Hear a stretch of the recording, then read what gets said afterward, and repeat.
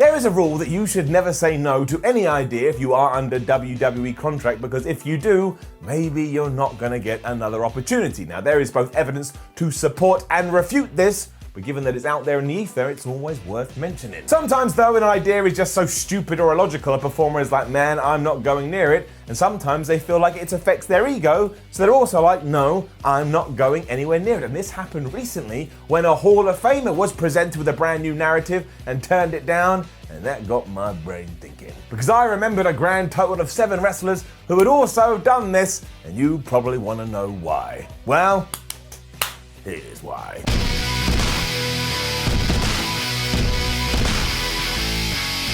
We will start with the person in question, and it is, of course, Kurt Angle. Doing an interview recently, he said he had been offered the opportunity to manage Matt Riddle as he moved from NXT to SmackDown, but he had gone to management and said, while I do appreciate it, you've made me feel good inside, I have to turn you down. And the biggest reason for this is surely because it makes absolutely no sense. And don't get me wrong, I love Kurt Angle. And when you do go back through his career now, not only was he one of the most naturally gifted in-ring performers ever, but he also got all the behind-the-scenes stuff, all the character stuff as well. I mean, he turned up one day wearing a tiny cowboy hat and playing the ukulele. He did not take himself seriously, even though he was super serious in the squared circle. It was damn perfect. But I think even he knew that managing Riddle would have been a waste of time, because Matt Riddle doesn't need a manager. He is one of the few people on the WWE roster right now that just has that weird magic about him that captivates you. And even at first you go, I don't like that Matt Riddle. Within 3 weeks you're like, oh my gosh, he's the most entertaining person in the world. No, it doesn't make any sense, but all it's going to take for Matt Riddle to become one of the faces of WWE is good booking and the support of management.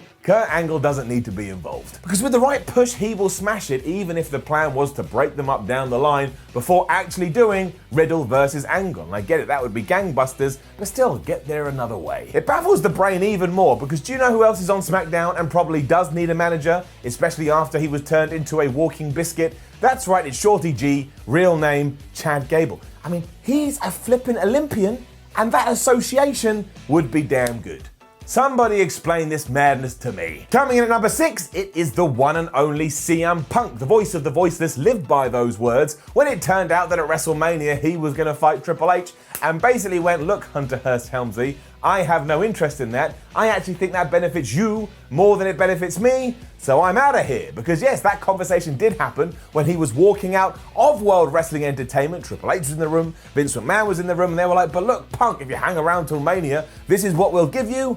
And he wasn't interested. Boy, howdy was he not interested. And really, it was the last of a string of bad ideas that kind of started after Kevin Nash cost CM Punk his WWE title, and he's talked about all of this infamously on Colt Cabana's podcast, and I tell you, that's like, what, 6 years old now? It is still an absolutely brilliant listen. Obviously, this then opened the door for Daniel Bryan to headline WrestleMania in a true sliding doors moment, and as I'm saying these words, we have never seen CM Punk back in a WWE ring. And the big question is, will we? My heart tells me, no, we won't. Moving on to number 5, well, say hello to Edge. Getting out there in the public stratosphere, thanks to the Last Ride documentary, it turned out that when Edge versus Undertaker was going down at WrestleMania 24, somebody pitched the idea of, oh my gosh, maybe Edge could beat the dead man, and Adam Copeland's response to that was like, why the hell would I want to do that? Clearly seeing that whoever took that spot was going to be a poisoned chalice, Ed just decided to stay way away from that because he didn't want that madness on his shoulders. And look, let's face it, Brock Lesnar did go on to do that at WrestleMania 30, and to this day, in 2020, he is still getting flack for it. You're going nuts in the comments right now. So Edge wanted none of that, and I think he probably made the right call. He was able to get to a main event status anyway.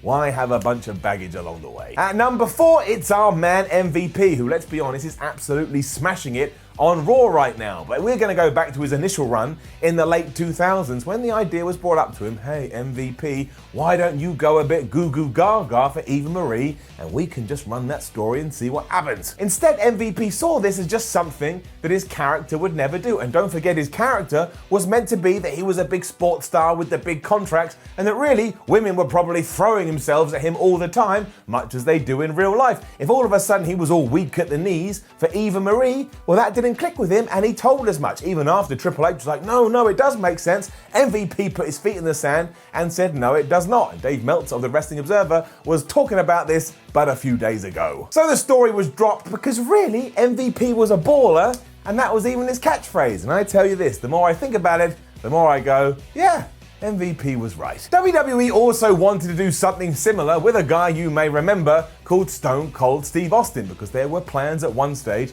to have him have some kind of love interest with Sable, but as the Texas Rattlesnake said at the time, my character should be nowhere near that kind of stuff.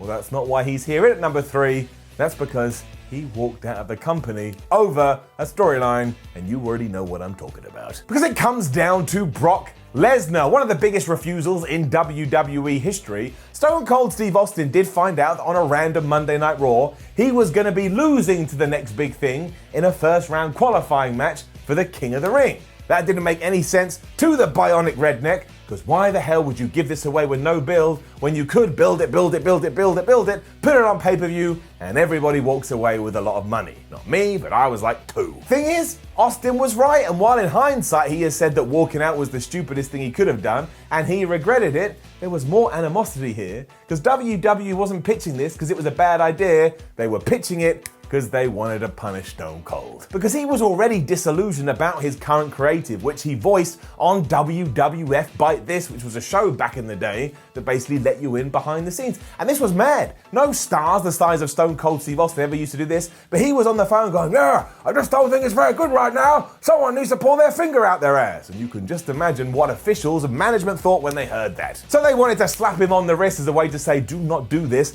ever again. And instead, everybody just fell out. Now, we do know that Vince McMahon and Steve Austin were able to come to terms on this, and the Rattlesnake came back. But at the time, don't think otherwise. Don't pretend it wasn't one of the biggest stories ever.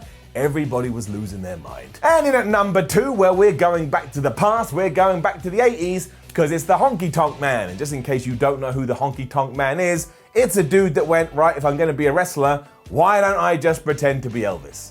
And I guess okay. Good for you. WWE did reward this ingenuity though by giving him the longest intercontinental title reign in history. And because of that, good old Honky got a little bit of an ego, and this caused some problems. This all led to Tonk Man saying that he didn't want to lose to certain people, one of who was the Macho Man Randy Savage. Now the WWF, as it was once then, had already decided, oh my gosh, we got to push this guy to the moon, but why don't we have him be really successful in the mid-card first, and we can do that with an intercontinental title run.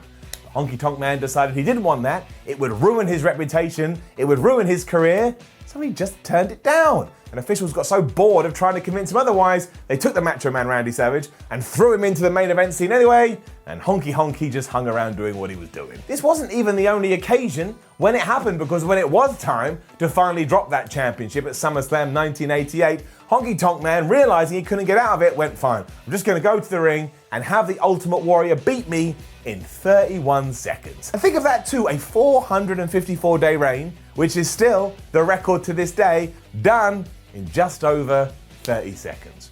Wrestling is so weird. Which brings us to number 1, which is actually a very sad tale, because we are talking about Owen Hart. And one of the reasons that Owen Hart had to go back to his blue blazer persona was that he felt bad because he'd already turned down a bunch of WWE ideas and thought, I don't want to be painted with the brush of someone that says no, so I'll just get on with this one and I'll do it. Because he was teaming with Jeff Jarrett at the time, who also had the manager of Deborah, and somebody thought it'd be a great idea to have these two eventually feud with each other, and the seeds would begin when it turned out there was some kind of love triangle. So Jeff loved Deborah, maybe Deborah loved Owen, and Owen loved Deborah. No one's ever going to know. But as a family man and someone that really cared about his children, he didn't want them going to school and having all their friends, or maybe they're not friends, going, oh, what's your dad up to? So he nixed it and said, no, it ain't happening. And I think we can all understand that, but it did mean come over the edge 1999 when he was told that he was going to have to descend from the ceiling. He just thought he'd get on with it, and as we now know, it was the worst decision